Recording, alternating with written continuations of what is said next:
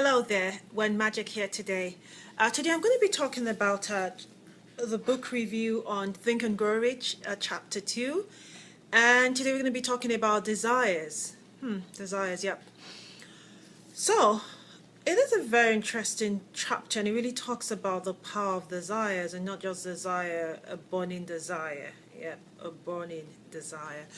So, a very critical, there are a lot of things I drew out after reading this chapter I'd like to talk about. The very first thing it talks about, there's a big difference between having a hope and wish. A hope, wish is not a burning desire. It will not cut it. It's not going to do anything for you. It's nice to hope, it's nice to wish, but guess what? I wish, I hope. It's not a burning desire. It's not going to happen. You need to start translating your hope and wishes to burning desire. Or maybe really it's not really a burning desire. Maybe it's just a hope or wish. Yeah. Next thing is what people think about you doesn't really matter. What people think about you doesn't matter. It's really about the thoughts you have about yourself that really matters.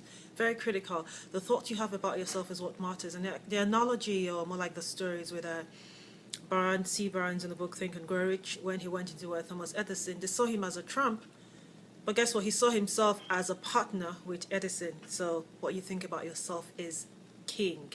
And if you have negative thoughts about yourself, it's king. If you have positive thoughts about yourself, it's king. Food for thought. The next thing is you really need to make your desires, it needs to be dominating.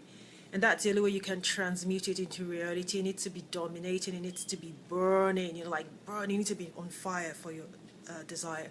The next thing is you need to have a definite goal. You need to set a definite, precise, clear goal. And I'm actually going to do another video on this where I would actually go about the process of setting goals and having clear goals.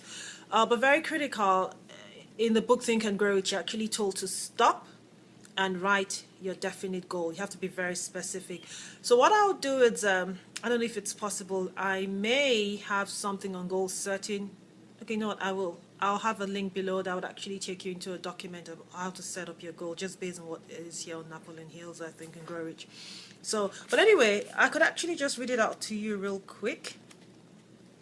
With regards to setting goals, it talks about the first thing first is, you have to have it fixed in your mind exactly what is the amount you want. I'm going to be rich is no. Like by XYZ date, I would have had XYZ amount in my account. Very specific. You have to determine the exact amount and what you intend to give in return. So what is it you're giving in return? Is it I'll offer XYZ services, I'll give value out there in the market, I'll have reviews like I'm having right now on books to help people, these are kind of things to talk about right in there. You have to establish a date. So by what date? Is it by the next 90 days, the next 30 days? Give yourself a date. You have to create a plan. How do I achieve it? So it's like, so typical example could be, okay, you know what? I need by XYZ, I want to have a job as XYZ. Example is an example I'm giving out there. And so what have you done? Have you sent out your resume? Are you trying to build on your skills, your interviewing skills? So in this book, it's all around. It's for entrepreneurs. It's for people that just love to work in the corporate America. It's for everyone, but you can apply to your situation. Is it relationships you can apply? That's what I love so much about this book. You need to write a clear, concise plan, and then you need to read the statement to yourself daily. Actually 2 times daily, when you wake up in the morning and when you go to bed. However, what I'll do, I'll have this, there'll be a link below, and when you click on it, take you to a website, and that site will actually have a kind of is all detailed out, so you can actually just fill out the blank and have it for yourself. So that we just talked about how to create your definite your goal planning. And then the next thing is very critical. I want you to really pay attention to this. It's either a plan A or a plan A. There's no plan B. And that's how you really, when the desire is really burning, like burning, I know what my burning desires are, and it's a plan A or a plan A. There's no plan B. This is it. It's like, so a typical example could be for someone that is married, you could go, okay, I'm married, and this relationship is like, I'm married, there's no divorce. It's either I'm married or I'm married. So you know what happens? You do whatever it takes to make it work. As an example. Or I'm entering this business opportunity. It's either I make it in it or I make it in it. You know what I mean? It's either I make it or I make it. So there's no There's not, it's either I make it, or if I don't make it, maybe I'll go back to look for a job. That's not a burning desire. You don't want that. So if your desire is really burning, is, you know what, I'm stepping into this opportunity and I'm going to make it, and I'm not going to go back to corporate America. That is a definite, you know what I mean? That's set, my desire, that desire becomes burning. It's a plan A or a plan A. So very critical for any success. Whatever it is you're doing in life, it's a plan A or a plan A. When you start having a plan B, then guess what? You do not have faith in that desire. And guess what? Sorry, it's not going to happen. Yeah. And so the next thing is very interesting. It talks about how the burning desire you have can actually outwit Mother Nature. Napoleon Hill actually had a child that was born deaf and mute. But you know what? Even when the doctor told him the child was born deaf and mute, Napoleon Hill had the burning desire backed by faith.